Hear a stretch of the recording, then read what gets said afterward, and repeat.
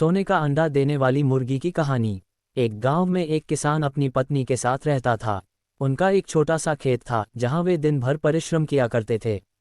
किंतु कठोर परिश्रम के उपरांत भी कृषि से प्राप्त आमदनी उनके जीवन यापन हेतु पर्याप्त नहीं थी और वे निर्धनता का जीवन व्यतीत करने हेतु विवश थे। एक दिन किसान बाजार से कुछ मुर्गियां खरीद लाया। उसकी योजना मुर्गियों के अंडे विक्रय कर अतिरिक्त धन उपार्जन था। अपनी पत्नी के साथ मिलकर उसने घर के आंगन में एक छोटा सा दड़बा निर्मित किया और मुर्गियों को उसमें रख दिया। भोर होने पर जब उन्होंने दड़बे में झांक कर देखा तो आश्चर्यचकित रह गए।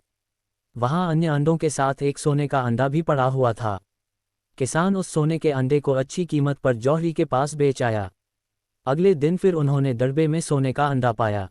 किसान और उसकी पत्नी समझ गए कि उनके द्वारा पाली जा रही मुर्गियों में से एक मुर्गी अद्भुत है। वह सोने का अंडा देती है। एक रात पहरेदारी कर वे सोने का अंडा देने वाली मुर्गी को पहचान गए। उसके बाद से वे उसका खास ख्याल रखने लगे। उस मुर्गी से उन्हें रोज सोने का अंडा मिलने लगा। उन अंडों को बेचकर किसान कुछ ही महीनों में धनवान हो गया। किसान अपने जीवन से संतुष्ट था, किंतु उसकी पत्नी लोभी प्रवृत्ति की थी।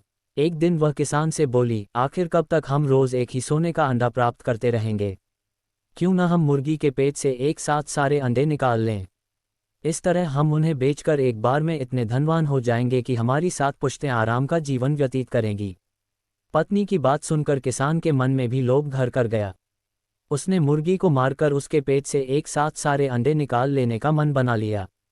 वह बाजार गया और वहां से एक बड़ा चाकू खरीद लाया। फिर रात में अपनी पत्नी के साथ वह मुर्गियों के दड़बे में गया और सोने का अंडा देने वाली मुर्गी को पकड़कर उसका पेट चीर दिया। किंतु मुर्गी भीतर से सामान्य